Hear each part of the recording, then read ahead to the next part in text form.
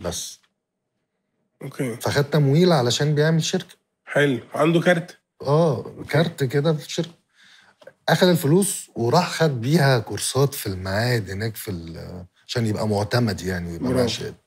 خلصت الفلوس وعايز يكمل، راح قال لهم الشركه بتخسر، فادوا له تعويض. برافو. ما ده كمل في الخط. كمل في الخط يعني. بس دلوقتي بيشتغل ايه؟ دلوقتي احمد بقى شغال في مدرسه وشغال حر، يعني ليه شغله حر وليه شغل في مدرسه. حلو. وبيجي لك احمد؟ طبعا كل سنه بيجي اجازه هو وعياله ومراته. حلو.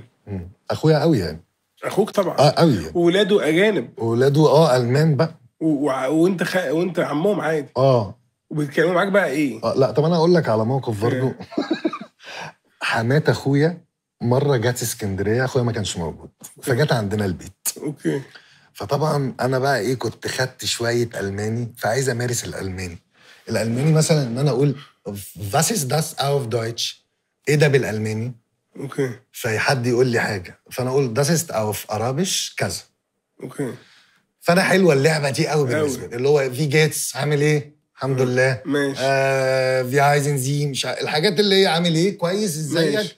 وان انا بتكلم الماني شويه صغيرين اللي هو ايش سبريشيت فاس دويتش، وانك وتعملها بقى انك ايش سبريشيت فاس دويتش تعمل كده فاهم. عشان انا فاهم. وفي جمله كبيره قوي اسمها فيلش سبراخه سبريشن زي، يعني كم لغه تدرس. حلو. فيبان انك فاهم وانت في البلاطه بس. وعايز تفتح بقى موضوع فاس داس اوف دويتش ده معناه بايه. فانا قلت همارس الحته دي. جت عندنا فطبعا امي بقى عملت الاكل والسمك والحاجات وبتاع. فتعامل امي وابويا بقى الكوميدي قوي. امي حبيبتي بتتعامل على الست خرصه. تتكلمش. فامي كل شويه مفيش بقى ايه حاجه غير ان الام الحاجات اللي هي ملهاش اي علاقه بحوار، بس لا عايزه تاكلها حاجه بتاع مش عارف ايه. مش طالع ياما اتكلمي عادي ياما مفيش اي حاجه. انت اللي بتتعامل الست بتتكلم. ابويا بقى يا عيني راح في حته تانيه.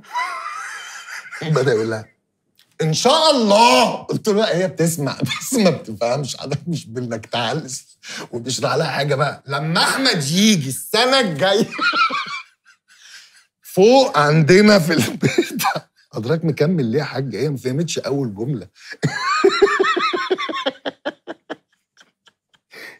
وانا بقى يا حبيبي قاعد في الوسط بقى عايز الم، فبقى قاعد امارس بقى فاسس داس ماسك زيتونه مثلا، فتقول لي داس او دويتش مثلا عايز اقول اي حاجه.